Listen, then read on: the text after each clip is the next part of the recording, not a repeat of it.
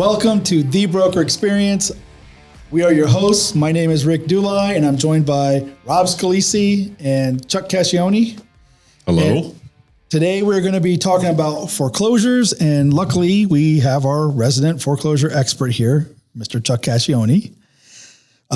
So let's start out. Let me just ask you this, because I think this is something that would be beneficial for agents to hear, and also just the general public, people that might be struggling with their mortgages, their payments, and facing possible foreclosure. What exactly is the foreclosure process? Like, what is a foreclosure, and what is that process that you go through when the bank has to take the property back? Well, yeah, obviously a foreclosure is when you do not pay your mortgage payments and the bank repossesses the house. They take it back in lieu of the money that you owe them. As far as the process goes, after you stop making your payments for a length of time, used to be the banks were pretty aggressive prior to 2008. And 3 payments missed and you were in foreclosure. They start the process. Right.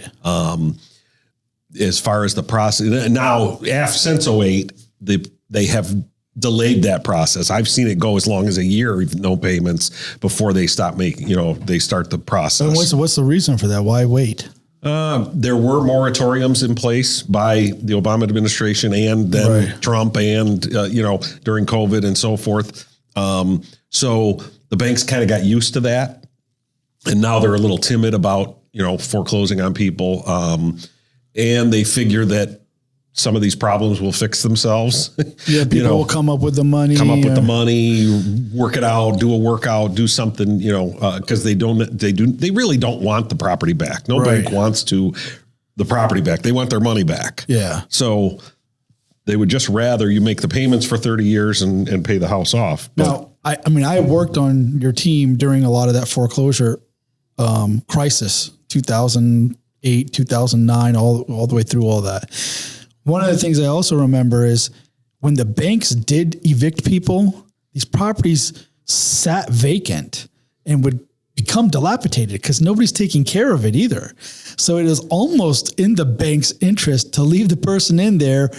Heat is running. Absolutely. And they're running the water. That's part and they're taking care of the house. That's part of it, because when they're the owner, they've got to cut the grass. They've got to make sure that it's winterized. Any tree branch falls down, they've got to pay for it. Right. So it's expensive to maintain a house or thousands of houses. So they would rather have people stay in the house. But getting back to the process, when the bank does put you into start the process of foreclosure, by law, they have to advertise the property in an acceptable news medium. The acceptable news medium for here in Michigan is the legal news. This is Macomb County legal news. Yeah. Hold that up real quick to the camera. So what they do is they publish the mortgage default in and if you read through it, it'll say, notice to the creditors, this person foreclosed on the property. And what they do is the first thing they do is they put it in first insertion. That means it's the first time that it's inserted into the legal news. Right. That by law, they have to do it 4 times. Most of the time, the banks and attorneys will do it 5 times just to cover their butt. So goes in first insertion, a week later, second insertion, third insertion, so forth. And that's the legal advertisement that the bank has to do before it can go to sheriff's sale. Yeah. And by the way, this legal news, that all those listings, that all happens online too. They have an online version. They do have an online version, right. Yeah. And, Legal News or Macomb County legalnews.com. So once they've inserted it into the paper and then they're going to have a sheriff's sale date. And it's always in Macomb County. It's always on Friday. Oakland County, it's on Tuesdays. But why is it called a sheriff's sale? Why that term? The sheriff is the one who operates the sale. Okay. The sheriff of that county operates the sale. And this is how it works in Michigan. It's similar in other parts of the country. Okay. One of the things Michigan has that 2 other states that I track are Phoenix area and Florida. they do not have redemption rights. Michigan has redemption rights. I'll get to that in a minute. But, Yeah. Okay. So the sheriff's sale is in Macomb County here is on a Friday at 10 o'clock. And they say on the steps of the courthouse, but it's really in a different room, and there's people there, and the people bid on it. So the sheriff conducts the sale, and the first bid is always the bank. Okay. So whatever is owed to the bank or whatever with fees and so forth, the bank always sends in a check for the first bid. And that's typically the amount of the mortgage or close to it with fees and so forth. Which is published which is public. Yeah. So if let's say it's a $200,000 house and the debtor owes $160,000 and there's $4,000 in fees. So the bank's first bid is $164,000. Right. Okay. Then it goes out to the general public. Whoever's sitting in the audience can bid on these property or bid on these mortgage notes. Let me ask you a question. It's now the bank. Well, it's technically not the bank's house yet, but in the sheriff's sale, who decides on which bid is accepted? In other words, in a normal sale, right, if you're the typical seller, do you have to take the highest offer? The answer is no, right? You can take the lowest offer, so you could sell to whoever you want. What happens in the case of a sheriff's sale? If the bank goes in, does the bank get the decision go, we had higher offers from Rick, but we decided we want the house, so we're going to accept, or who's the determining factor? Do you know? Always it's the sheriff or the sheriff. It's actually not the sheriff. It's not, our sheriff that does it. It's a woman that works for the sheriff's department or a man that works for the sheriff's department, and they conduct the sale, but they always take the highest bid. Okay. Every sheriff's sale I've attended, and I've attended hundreds of them, that they always accept the highest bid. And I'm guessing the bank just doesn't care. They just want their money, what they bid. They just want that money back. And this is what happens. So at the sheriff's sale, the bank is the first bidder. Okay. Then it gets put out to the public. So the first bidder is usually $1. Okay. And when they say $1, that means whatever the bank had plus $1. Okay. Then if there's somebody else in the audience that wants to bid on it, they start bidding it up. And typically it's in $500 increments or $1,000 increments. So say two guys are fighting, it might go 20,000 over what the bank said, what the redemption amount is. Is each bidder hearing the other person? Yes, bump it's the price? it's open bidding. It's open bidding. Whatever happened to that? I thought they were sealed bids, like you submit your bid blindly in an envelope, and that doesn't happen anymore? Not for Macomb County Sheriff's sale. Not Oakland either. Not Oakland either. Wow, interesting. So kind of like an auction, really. It is an auction. It is totally an auction. Yeah, they do it just like an auction. So each party bids, and if you're the successful bidder, you get basically a redemption certificate. You get a thing that says, a piece of paper that says, yes, in 6 months you will get this property. Okay, and the reason that 6 months is a redemption period in Michigan. Yeah. If the mortgage has been paid off by more than 50%, that bumps it up to 12 months. Okay. A redemption period. Or if it's acreage, over a certain amount of acreage, it's a 12-month redemption period. But typically most of them get sold with a 6-month redemption period. Right. So like from that sheriff's sale date to 6 months later, if the homeowner does not pay it off, or the homeowner has the right to pay it off. They have the right to pay it off. If they don't, the deed now automatically transfers to the bank.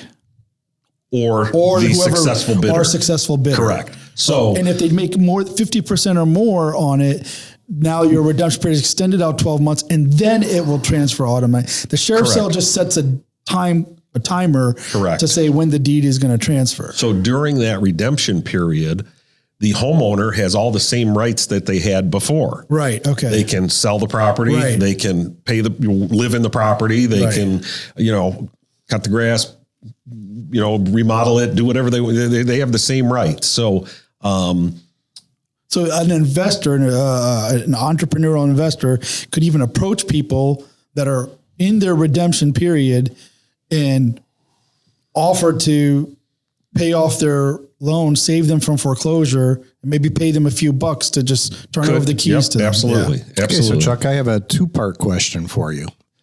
If there's a first and a second loan on there, Oh, yeah. Good and question. we go to sheriff's sale, Right. Who's the only one at the sheriff's sale? The first? Well, no, it could.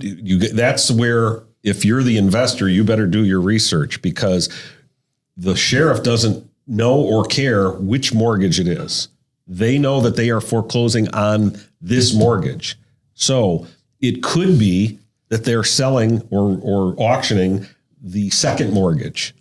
Well, if you buy it at sheriff's sale and you buy the second mortgage, the first mortgage is still there. Right. You got to take care of that. You got to pay it off. You got to, they could come back and foreclose again. So, And vice versa? and vice versa. Well, no.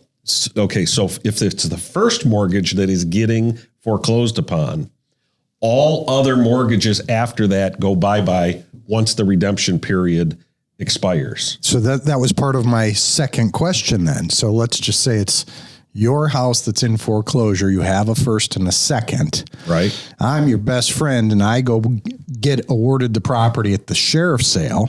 So your second now goes away because you don't redeem it. And I got it at my winning bid at the sheriff's sale.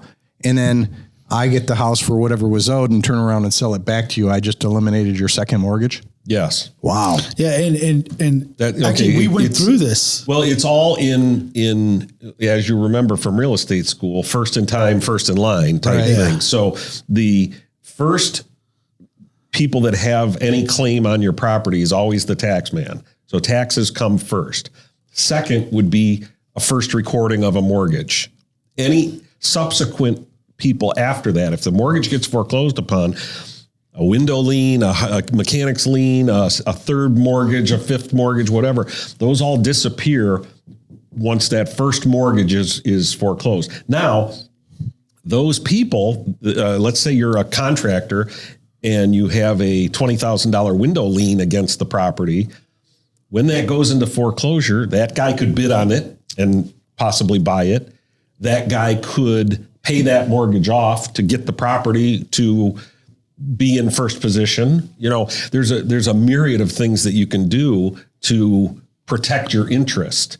Rick and I bought a property like that. We went through this with a property we bought in Royal Oak. The builder was getting foreclosed on a property, and Chuck and I were going to buy him out and finish the project ourselves. Well, there was a first mortgage for like $450,000, and then there was a second mortgage for $100,000.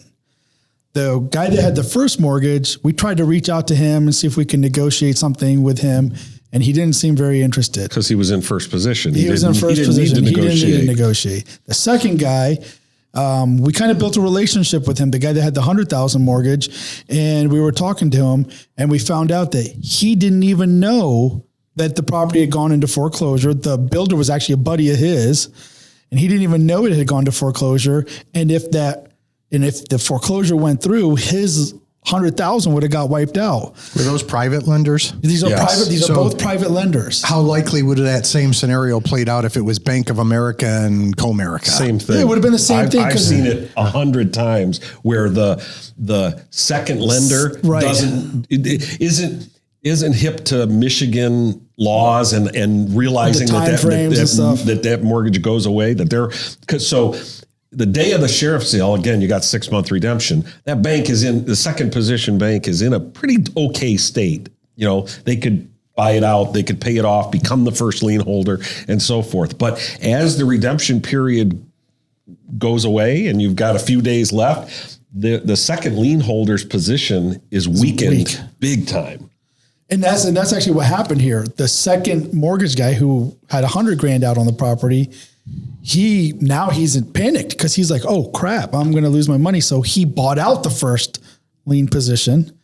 So now he had $550,000 of his money in this property. But by spending that second amount of money, guaranteed his first amount of money. Correct. So now he sells the property and breaks even. Then he hasn't lost a dime. Otherwise, he would have lost his $100,000. So yeah, you're right. Now in Or that he could scenario, have mitigated his loss saying, hey, I'm going to shell out the other 450. Now I got 550 in it, and I sell it for 500. I've lost 550 as opposed to the 100. Yeah, right. You could have done that. But like in the scenario you gave, the issue with that is you got your buddy to do that. Well, now you're committing fraud. Right. Because now you guys are conspiring together to figure out how to wipe out your second mortgage. Right. So you probably wouldn't get away with that, but it might be hard to figure out. I just don't know that we want to advise. And I just want to be clear, both for myself and the listeners then. So if I'm in foreclosure and I have a first and a second, and it is only the first foreclosing, second's unaware with that, maybe I'm current on payments, whatever, and I redeem the property within my 6-month window, my second, of course, is still there. Yes. Correct. Yep. It only, that wiping of the out of the second. Uncle Joe from Idaho redeems it, second goes bye-bye. Correct. Wow. Yeah. It's kind of it's the same thing with deeds. I mean, this isn't what we were going to talk about, but I could file a false deed on your property and take your property in essence. So it's like, the way that the laws are, you got to know what you're doing. Getting back to where were we at with? So no, you were going through the process and you were talking about the redemption. So at the sheriff's sale, the mortgage gets sold and the homeowner has six months to redeem that property or to sell the property, and which basically you're redeeming and then you're paying off. So, and they pay off right to the county. And if it's a sale, or they put it up for sale, they sell it, have a successful closing, and they get the mortgage payoff amount from the county, and they pay it off, and they go about their day. If they do not pay it off in that 6 months, and it goes past that 6 month, on the 181st day, whoever bought it at sheriff's sale, whether it was the bank or it was a private investor or what, they can go in and get a actual sheriff's deed from the sheriff, and now they can do an eviction and take the property. Right. So. Right. But the thing is, okay, so in the meantime, during this redemption period, after a sheriff's sale, typically the bank is also assigning a realtor to the property to kind of watch it, to make sure if it's being maintained or not, if it's vacated. And if it is vacated, they want it secured, they want it maintained. So now a realtor who specializes in these and has the relationships with the banks, this is what you basically did, is now watching and maintaining these properties through the redemption period. Correct. But we can't list it or do anything with it because the bank has hired us and the bank isn't the actual owner yet. Well, yeah, I was just going to say they can accelerate that redemption period if they deem it to be abandoned. Yes. Okay. So that can go, and one other point that I'll make, because Chuck really knows this process better than I, but a lot of people think of that, hey, I missed 3 payments, they're going to start the foreclosure process. Once you miss 1 payment, you are in default. Yeah. If they wanted to start that process right then and there, they can. Could, yeah. Obviously, it's easier to catch up on, hey, I'm only 1 payment behind. Right. So they probably don't do it for that reason, whereas at 3 months, the writing's on the wall. Yeah. Before 2008, it was 3 payments, basically. If you were 3 payments behind, now they've already turned it over to the lawyer. They were pretty aggressive. The banks were pretty aggressive at foreclosures from, I started doing it in like 2001 until now. So up to 2008, they were really aggressive. Yeah. Can I say something about Chuck? I thought he was the smartest guy on the planet. Or maybe I thought he's the dumbest guy on the planet. He started courting these banks, and I'm like, what the hell are you doing? He goes, man, it's coming. It's coming. He saw the foreclosure market coming. Right. And so he was getting in good with these banks to be the agent to list all these properties. Yeah, I wish I was that smart. How else do you explain that, right? Because you spent every day in the office banging out phone calls to the banks. Yeah. I mean, at the time, my team and I, we had a theory that, if you list a house with somebody, a homeowner, they're going to sell 2 houses in their lifetime, 4 houses in their lifetime. Right. Where with the foreclosures or a bank, they might have 40 houses in your time in your career. Right. So we were kind of playing the odds that way. Not so much that we knew that 2008 was going to happen, but yeah, I don't think anybody anticipated the volume that was going to come through. I mean, it was literally 9 out of 10 houses you showed were foreclosures at that time. Right. Come on, man. So, you just screwed up my plug. I gave you credit for being the smartest guy on the planet. I wish. Now you're throwing me under the bus. Come on. I'm not that smart, but thank you for the. He really is. But okay, so you talked about it that, they're going to get evicted now. It's been 6 months redemption. They were never able to catch up on their payments. They're going to get evicted. That's when the sheriff comes out and will actually make sure that the person leaves the property. Correct. And now the property's vacant and some agent is going to list it for the bank because now the deed is in the bank's name. Yeah, what they would do typically, like Rob was saying about the acceleration of the redemption. So if the property is vacant, the bank can go back into court and say, hey, the property's vacant. We need to accelerate this redemption period. Yeah. And they can shorten that redemption period to 30 days if the property is deemed to be vacant. Right. Or if we got cash for keys, sometimes we paid the homeowner a grand or two I'll or get something. to that in a minute. As the listing agent for these banks that, again, I did have relationships with a lot of these banks going into 2008 and still some now, but they kind of do it a little bit different now. They send a lot to auction.com and things like that. Yeah, the process changed, but which who knows, it may flip back to the agents. But anyway, what the bank does when the property is in foreclosure and the file is with the attorney, the foreclosure attorney, the bank will employ the services of a realtor to give an OC check. Is somebody, occupancy check. Is someone living in the property right now? We want to know, because if not, we can accelerate the redemption period and let's do it all at once. So they'll hire a local realtor to do an occupancy check. And essentially that you just drive by the house and see if you see signs of somebody living there. Absolutely. Are they taking the trash out? Is the grass cut? Windows, curtains open and closed? TV on inside or car something? in the driveway. Yeah, you're just driving by and looking. Knock on the neighbor's door. We'll knock on their door. And if a lot of times they won't answer. If they're in foreclosure, they don't answer. Yeah. Sometimes we'll look at the gas meter and see if there's gas going or electric meter. Sometimes you can call the gas and electric companies and see if they're serviced by a utility. Right. So they hire a realtor to do the occupancy check, and then they ask for a report back. Hey, is it occupied? Right. Give us some pictures. Let us know what's going on with the property. Then most banks will have you do that every 2 weeks. So you'll watch the property for 2 weeks, or every other week. I'm sorry, during the redemption period. Sometimes if the homeowner contacts the bank, they'll direct them back to you, and then you become the liaison between them and the bank. And then sometimes the bank will offer a cash for keys, which is, hey, we'll give you a couple grand moving expenses if you move out now, or cash for deed. If it's before the redemption period, they'll offer cash for deed. Okay. You sign the deed over, quick claim deed. If it's after the redemption periods, it's cash for keys. Just get out of our house so we don't have to pay the sheriff to put a dumpster in your drive, and so forth. So then you watch that through the redemption period. As an agent, if there's an eviction, the sheriff has to be there. Yeah. So the sheriff shows up at the eviction. Sometimes different cities, the sheriff will actually do the eviction. So the sheriff has guys working. He throws the stuff in dumpsters or out to the curb or what have you, and then back charges the bank and so forth. I see. So, but also what's interesting during that whole process, and I don't think a lot of agents are going to realize this. In the meantime, you as the agent, first of all, you're not getting paid for these services. You're going to make a commission when you sell the house. Correct.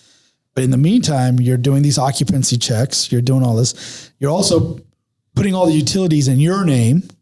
If the property is vacant, or if it's vacant, if the eviction just happened, then the utilities would go in my name. Then you have to do that. So now you got to pay for the utilities every month and then the bank reimburses you for that money, which is kind of screwy because when I borrow money from the bank, I have to fill out all kinds of paperwork. I am They want my social security number. They want my firstborn children. They want all of this information and interest. They want interest. But when they borrow money from me via utilities, there's nothing signed, nothing. They send me an email says, put the utilities in your name and we'll reimburse you. Yeah. The banks are getting free loans from people. So many times with the volume of work that we had, I didn't get reimbursed for this or for that and so forth. So, and then they, the commission that they pay you isn't always, the same you would get as on a regular sale or what have you. So,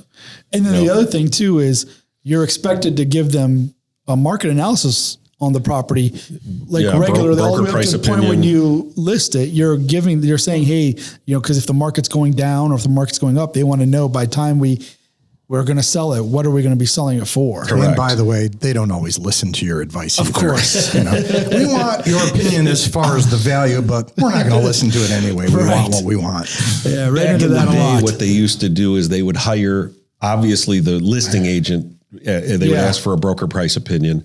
Then they would hire an appraiser, and the appraiser would give an opinion of value. And then they would also ask, now, if those two were close, they usually just listen and do it. But if they were far off, they'll hire another agent to do a broker price opinion. And then that agent is in line to get the listing if you can't sell it within the time frame that they picked. So a lot of pressure. it's a lot of pressure, but that's the foreclosure game, so and then you obviously, once all of that's done and you put the house on the market, then you have to put it out to the general public and other agents come and sell the property, like my partner here, Rob. So, and this is a good point to maybe transition to the other side of this for a second, because we got to come back to the listing side of this process. But if you're a buyer trying to buy a foreclosure, so your buyer's agent hopefully will have some knowledge or experience on what the bank is looking for, what kind of documents are going to be. There's going to be various disclosures. There's bank addendums. You have to be kind of familiar with that so you can explain to your buyer what they're signing, because these are above and beyond anything we would do in a typical real estate transaction. Yeah, you're not getting, as the buyer, you're not getting a warranty deed typically from the bank. Right. It'll be a special warranty deed or a conveyance deed or other deed. Let's explain that though. Why? What's the difference in that deed, and then why? Well, I think it's to remove liability from the bank. From the bank. Plain and simple. Exactly. Because a warranty deed is basically warranting, right? It's providing a warranty on the deed that we know that this conveyance of title from A to B is legit and it's warranted for that.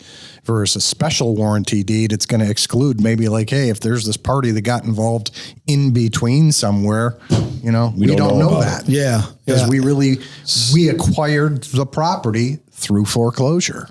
Right. Yeah. So my understanding was they're basically just warranting from the time they acquired it to the time they're selling it.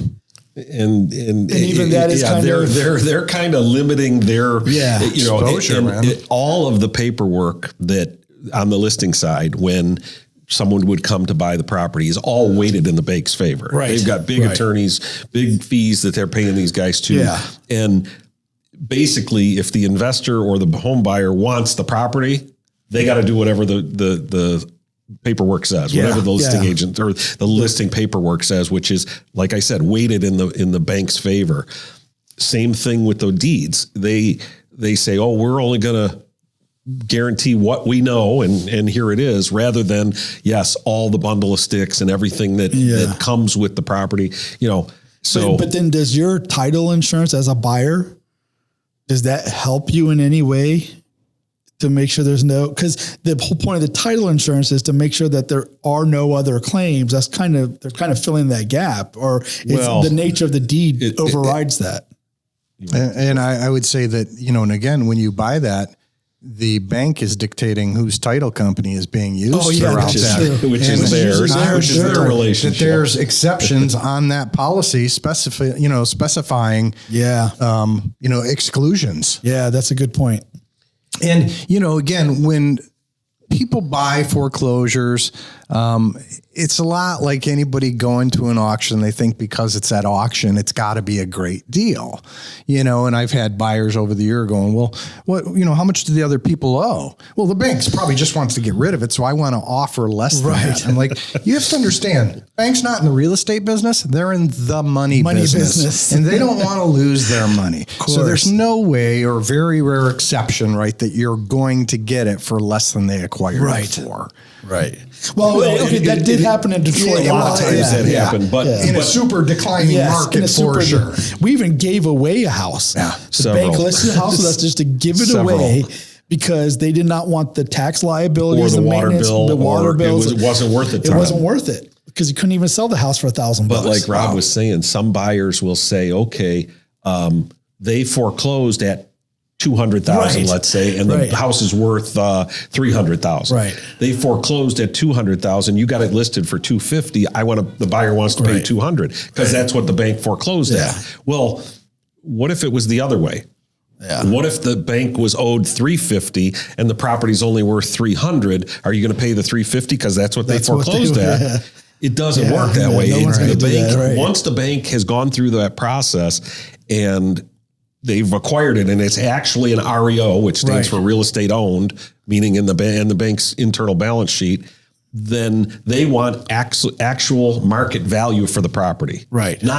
Doesn't matter if they foreclosed on it for 400,000 or 200,000. If it's worth 300, that's what they're selling it for. Right. And if they're not getting any interest or not getting any offers, they'll lower it. They'll just lower the price. Decision. They actually have a process in place that they're just going to automatically do price reductions. And I think that's the main takeaway, is that the bank really is dictating everything in that process. If you want that property, you got to play the bank's game. And, it's funny. The consumer thinks of the bank as an individual who's like this decision maker on their personal money. And you're going like, listen, that person that the agent's talking to at the bank is a liaison, man. Yeah. She or he is getting their paycheck, whether you buy this house or not. The bank is this big corporate monster. It's just, this is all small potatoes. And spreadsheets are making the decision, not humans. And again, what are you going to take advantage of Chase Bank? They've got all the money anyway. Good luck. Come on. Yeah, good luck. They're not, like you said, speaking of the asset manager or whoever is making that decision at the bank, they've got parameters. So if the house is listed for 200,000, they can probably accept an offer between, 160 and 200. They can without any additional approvals. If it's lower than 160, it's got to go back up to corporate, and then it goes up to the next level, and there's a lot of next level, and then meanwhile there's other offers coming in and so forth. So, but that asset manager or that person that works at the bank has an authority to accept only a certain amount. So. And also to note the difference between foreclosures then versus foreclosures now, because that financial crisis that happened in 2008, the real estate market didn't bottom out until 2012. And actually the foreclosures had started like 2005, end of 2005, 2006 is when the foreclosure started. The market was going down. 2008, we have a financial crisis because of the mortgage-backed securities, and that could be a whole different topic. Then the market just goes into a nosedive. In 2012, we bottom out, and now houses are super cheap. And then there was also a point where Obama administration was giving like $8,000 towards closing costs. Do you remember that? They had the cash for clunkers, which was for cars, $4,000 towards buying a car. And then they had this foreclosure amount that if you were going to buy a home, you could get $8,000 credit towards your down payment or something. Yeah, they were trying to do all these things to encourage people to buy these houses so they're not just sitting and dilapidating and values just keep crashing. But since then, a lot has changed in the process. The banks don't foreclose as easily as we were talking about earlier.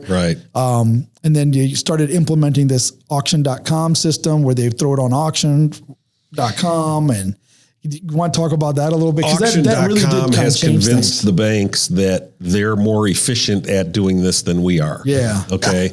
So, and I guess sometimes they are. Sometimes, because they'll throw it out to auction, and if it sells right away, you're good. Yeah. But what if it doesn't sell right away? What if the house is a little bit more challenging than just throw it on the market and you sell it? Right. So you still need an agent in there to open the house, to make sure this is going on, schedule the home inspection. And then auction.com will do stupid things like they'll sell a property while it's in redemption. Okay. Yeah. So here's the trick with that. Same $200,000 deal. Okay. So the house is worth, $300,000. The sheriff's sale, it goes for $200,000. Okay. So there's $100,000 spread. But the property got bid up at the sheriff's sale to $250,000. Yeah. So I'm sorry, back up. The redemption amount on the property is $200,000. In auction.com, it gets bid up to $230,000, let's say. Yeah. That redemption amount is $200,000. So someone pays $230,000. And then during that 6-month window, someone redeems the house at $200,000. What happens to the other $30,000? It should go to the owner. It's gone. Yeah, it should go to the owner. Auction.com got it. Yeah, that's weird. Okay, it is the strangest thing because I've seen them. I've tracked them on auction.com, and I've said, well, that's over the redemption amount. Well, what happens to that money that was overbid? If it's overbid at the sheriff's sale, then yes, that money is supposed to go back to the homeowner instead of going into what's the guy that got caught? The Eric Smith slush fund.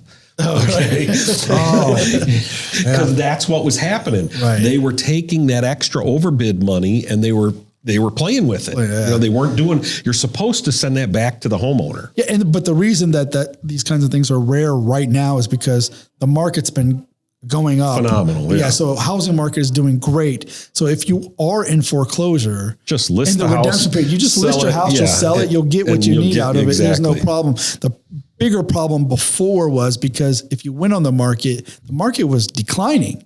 Right. And you might go on the market at 200, and by the time you sell it, values have dropped another 10 grand. Right. Exactly. So now you're only getting 190, and now you got to come up with the difference. But in today's market, that wouldn't happen. So usually it doesn't happen that way. Yeah. So that's why there's so few foreclosures overall too, where the bank actually owns the property. Correct. There are a few because sometimes people in foreclosure just bury their head in the sand and they act like it's going to go away and it doesn't. PSA, just last week here, public service announcement for people, right? Just last week, I get a call. Hey, we're 5 months behind on our payments and we're going to sheriff's sale next week or something. We need your help. Yeah. It's like, you call me now? You're calling me now? Seriously. House, without seeing it, worth probably somewhere in the arena, $250 to $300. Oh, wow. They owe $100. Oh my God. I'm like, are you insane? Why would you wait till the last minute to make this phone call? They do have 6-month redemption periods. So if I know, but they're in month 5. Yeah. They're like, no payments. They're month 5 and going to sheriff's sale. The sheriff's sale is, what did you say, a week or? Yeah. Like they were a week away from sheriff's sale. So once that sheriff's sale hits, they have, 6 months. 6 months at least, could be 12 months if they've paid down more than 50% of that mortgage. But, and that, by the way, that's mortgage amount. So if they borrowed $200,000 and they now owe $99,000, that would be over 50% of the mortgage paid, not equity. So if it was same house, you owe $100, but you only borrowed $125, you've paid off 25. Well, not even 25% of the mortgage. Right. Okay. And they're like, what are our options? I go, well, at this point, because she works, new job, 1099, like 6 months in. Yeah. So she ain't getting a mortgage, right? He was the only one on the mortgage, hasn't worked, doesn't even get disability anymore, or has been denied disability. Oh, interesting. So there's no income there. Credit's in the crapper. Of course. So sell the house. Sell the house. You have to get your equity. You still have a ton of equity, but we need a place to live. Go rent a house. You got to rent something. You got we have 4 dogs. We don't want to do that. I said, you're going to lose that 150 grand of equity.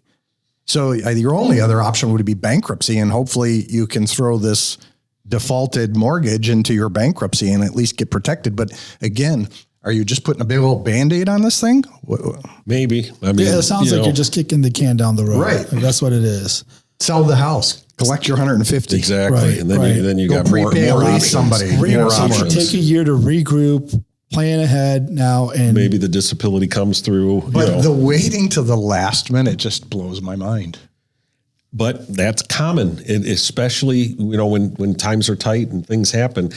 Like I said, I knock on their doors to somebody that's in foreclosure, and they won't answer the door. Yeah, because they know it's a bill collector. They know it's and I'm just there to say, hey, look, here's your options.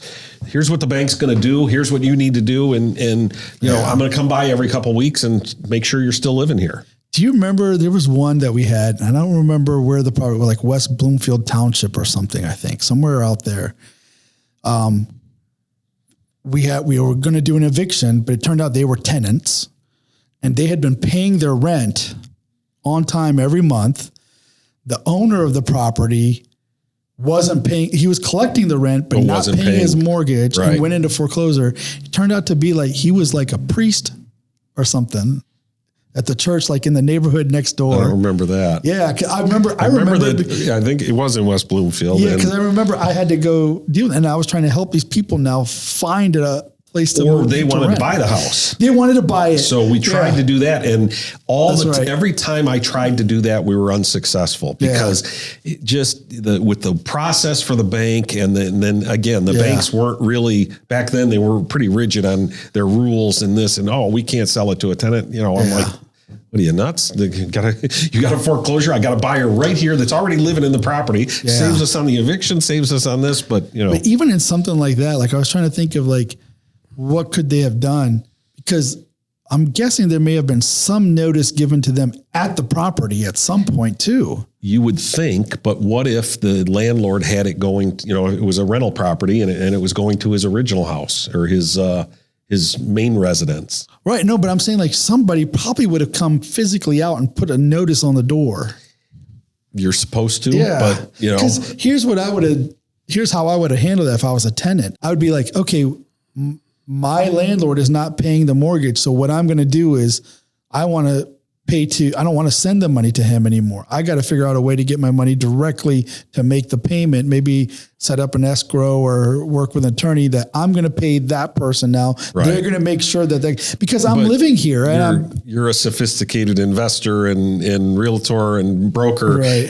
Not everybody's like that. Not everybody has that knowledge and knows how to even go about that. They're in their mind, I pay my rent. Yeah. Pay my rent every month, like clockwork, so it's an unfortunate situation. So let me ask you this though, when you're buying a foreclosure, and I'm asking this just to hear you say it because the house I live in right now, I bought it as a foreclosure in 2007. And I know all the things that we had to deal with, but what should you expect when you're buying a foreclosure too? Because the bank has all these disclosures. They're hold harmless for all kinds of things, any kind of mold or any kind of water damage issues, or, all these things that could be wrong with the property.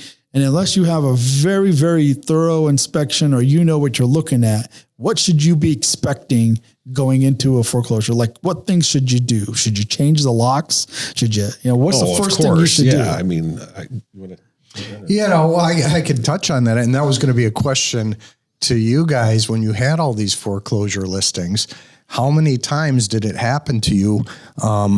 Either during the period between the owner moving out, now you've got it listed, and you've sold the property, you're waiting to close with the new owner, and some squatter moves in. How many times did that happen to you? Quite often. So do you get special privileges through the court to evict this new squatter to get to closing? Do they do it faster than, hey, I want to evict a tenant from my rental? I don't know about faster. Not faster. But typically you got to start the process all over again and do the eviction and tell them there's squatters in the property and And it goes through the court process, and it's weeks, and And So that's courts tend to favor people over the corporations or the banks and or the- landlords. and it's so strange because you have a bank who now owns the property, right? They foreclosed on the original owner, and you have a secondary party who bought that from the bank, now expecting to either move in, start renovations, right? This is my family. Oh, and right, somebody right. else squats in between, and now you've got this can of worms. And rights are given to these people. And it's just, so to your point, saying, what should a buyer buying foreclosed properties be aware of? That's one big red flag right there. It's not super easy. And if you're not a handy guy and you're not one of those people that, can make decisions without knowing all the facts, again, you're a licensed builder, right, Rick? So when you bought your house, hey, if you discovered mold behind a wall, yes, it's not convenient, but you know how to solve that problem. Yeah, but just to clarify there real quick, Chuck is the licensed builder. I'm just partners with Chuck. For some reason, I thought you got your builder's license too. I have been thinking about it for a couple of years. I probably will at some point. His thumb is still throbbing from when he tried. But eventually, I'll figure that out too. You're absolutely it's a good point. Correct. I mean, and here's the other thing: you don't know what you don't know. Right. So I don't know. I mean, even inspecting it, looking at it, doing all the due diligence we can, you don't know if there's mold behind that drywall or if this happened. Now, sometimes there's telltale signs if the basement's finished and some company came in and skirted the drywall and cut it 18 inches below the floor and there's paint all over the studs. Okay, there was water in this basement. I mean, so you got to know that. The tricky thing, like in today's market, is some of these marijuana grow houses, they spray foam stuff and you don't know what's behind that stuff. So it's actually worse for that kind of stuff. But as far as the banks go, I would expect everything to be wrong. And then if it's not, you're pleasantly surprised. Right. So it's not for the faint of heart. If you're a nervous Nilly and you want a guarantee and you want a warranty on your car and this, foreclosures are probably not for you, because you have to anticipate that there's something wrong with this property. And I think for me, what the kinds of things that came to mind is, because when you are watching the property and maintaining the property and it's been vacant, the bank has sent a property preservation company through, and they've changed the locks to these cheap locks, typically, that are keyed to certain codes that are common, so to me, like, it's the first thing is you go in, you change the locks, re-secure the property, change all the locks, do whatever you got to do. And then I think things like that, you got to start looking at, mold issues. Are you seeing any evidence of mold, water damage? Check your windows. That was one thing. Funny story. Showing a house one time in the foreclosure market. I had a buyer, and it was a day a lot like today, right, where the sun was out, but it was winter, so it was still cold outside. Right. And the instructions for the showing were that the house was vacant. And I pull up to the house in double door entry, and they're wide open, like on a day like today. I'm thinking, well, that's weird. And it was Sunday morning, and the smell of bacon just permeating throughout the air, right? I'm like, God, that smells great. I'm thinking, wait a minute, this house is supposed to be vacant. Seems like bacon odor, right? Yeah. So walk into the house with my client, and there's some guy sleeping like on a blow-up air mattress with a sleeping bag. There's a lady in the kitchen with this pan and a cigarette hanging from her mouth, frying up some bacon, and there's another guy on the floor flopped all over. And I'm like, excuse me, are you the homeowner? And they all kind of looked at each other and went, yeah, we are. Sure. I'm the homeowner. So we made it a quick visit. We were out. I called the listing agent who I knew, and I said, hey, just so you know, I think you got a problem over there. Well, here, you want to hear something crazy? We're not going to mention names here, okay? Chuck's going to know exactly what I'm talking about. Imagine that you're the listing agent hired by the bank to take care of the property and secure it, and instead you rent it out to somebody and collect the rent. We ran into that. Wow. Yes, we did. So the listing agent's trying to go, I'm going to get paid for a listing. And in the meantime, and he kept telling the bank, yeah, it's not selling yet. It's not selling yet. And collecting the rent. And it's like, oh. Yeah, there's all kinds of people out there. Trouble Benny. Yeah, Trouble Benny. Yeah. Wow. Yeah, pretty crazy. But I think this is the thing, like foreclosures, I know a lot of people right now, in general, it seems like people got a lot of cash on hand. There's a lot of TikToks and HGTV and things like that. People are very excited about house hacking and house flipping Zombie and things like that. And so forth. You know, there's all kinds of terms that are being thrown out now. A lot of younger people actually got some money together. They want to get into this and they think, okay, I want to buy a foreclosure. Well, you got to really know what you're getting into. It isn't just that simple. And a lot of times, you know, you think, oh, well, I just need to paint and change the carpets or whatever. Well, no, you really got to dig into these because there could be all kinds of issues. You could have some kind of mold or something growing inside the ducts, right? The ductwork, right? So you have to think of that. That was one of the first things I did when I bought my house. The day I closed, I went over there with our handyman guy. And we knew there was busted pipes somewhere. We didn't know where. So we had to turn the water on and listen in the walls for where it's leaking. And it was the dining room ceiling. And now I'm standing in the dining room ceiling, and then I noticed something that I never noticed. But I'd been in this house many times before I bought it, you know, checking it out. The dining room carpet was different than the carpet everywhere else. It was brand new. And now I'm looking at it going, oh, wait, this is patched. So somebody was already aware this leak had already happened. It had damaged everything. They put new carpet down, patched the ceiling, and didn't fix the busted pipes. So I'm tearing or didn't know that they had to fix the busted pipe. I mean, they patched the ceiling. So I've seen so many things like that it doesn't faze me. But that's the thing. Turn the water on, because a lot of times with foreclosures, they've been winterized. The water is off in the property. So you got to turn it on, get it in the pipes, and make sure that the pipes aren't leaking. It's funny they talk exactly about that. I sold a foreclosed house in Shelby, and it was a Pulte-style house. And if you're familiar with them, right, that master bathroom on their colonial floor plan, there's like a dropped soffit that goes into the garage space. Oh, yeah. Where all the traps are for the bathroom sinks and the shower and that kind of stuff. So it's in a colder area. Yeah. And the house was winterized, and we were authorized to turn on the water for the home inspection. And I happened to be in the garage, and as soon as they pressurized the system, water comes shooting out of the drywall into the garage. We're like, hey, we got a problem. Shut that back off. And sure enough, though, that copper was all split, you know, in that area. Yep. There was so much of that going on back then that we started doing it differently. We started air testing the copper pipes or the plumbing pipes, so that if you put a pressure gauge on there, and if the pressure drops, there's a leak somewhere. So, you can start eliminating that rather than doing it as a wet test and, where you got water damage. Right. And I think the other thing I did too was right in the early days, we got all the ducts cleaned, professionally cleaned. Good idea. So turn on the water, change all your locks, clean your duct work. Those I think are the minimum things, but most of this you should have, if you've hired a home inspector, a good one, he's going to find, he's going to alert you to that. So, and that's the same thing I tell all of buyers on any house.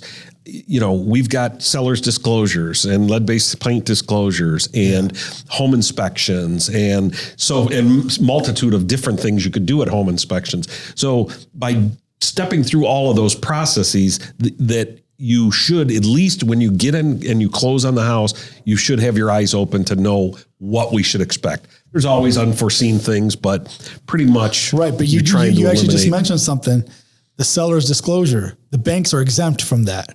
So when you get your seller's disclosures on a foreclosure property, it's going to say exempt line across it. Seller never lived in the property. Yeah. So more reason that you got to do a more thorough home inspection. Yeah. Any other last minute tips or advice on foreclosures? I don't think so. What do you think is going to happen now? Because everybody keeps asking me about it. The market's going to crash and foreclosures are going to come flooding the market again. What is your opinion on that? I don't think that's going to happen because, nationally we are still short of the houses that are needed for the demand. Right. So as long as that, demand outweighs the supply, I think prices are going to maintain and stabilize and so forth. So the need for the foreclosures, and unemployment's so good that I don't think, people got cash on hand. Exactly. I don't think that people are going to be short. Now, if we go into a war or go into whatever, there's no telling what could happen then for sure. Or plant closures and so forth. That because the amount of foreclosures that hit the market so fast, there were so many, they were driving the prices down. Even that doesn't seem likely. Even if foreclosures start to happen, it's going to be more in a trickle type. It was never back, through that 08 to 12 to 15 maybe range. We've had a record numbers of foreclosures. Yeah. I don't think you'll ever see that in our lifetimes again. Right. Foreclosures have always been a 1% of the market, but not any more than that. It's a very low percentage of all mortgages that get done. So, and that's kind of why I specialized in them because I want to be the big fish in that little amount, and it just so happened my timing was correct when I did it, He had foresight. I doubt it. But now he's got broker experience. Yeah, that's right. True. Broker experience. That's true. So my 2 cents on that is yes, if you're going to plan on buying foreclosures, find somebody that's experienced. Yeah. To know what you're looking at. Because like you alluded to is carpet and paint is not the fix. Right. Right. Too many people watching too much HGTV. Exactly. You're not going to make any money. And I think that too, the market right now still seems, even with increased interest rates, right? It still seems like a shortage of inventory. People are still out there buying. And I think that the big foreclosure market we experienced was really more on that predatory lending stuff. If you watch, again, the movie, The Big Short, right? Yeah. That explains a lot of the reality of what happened then. Yeah. So. All right, I think that's a perfect point to end this on. Well, thanks again. Thanks for listening, everybody, and we'll see you next time. Till next time. Peace out. Have a good day.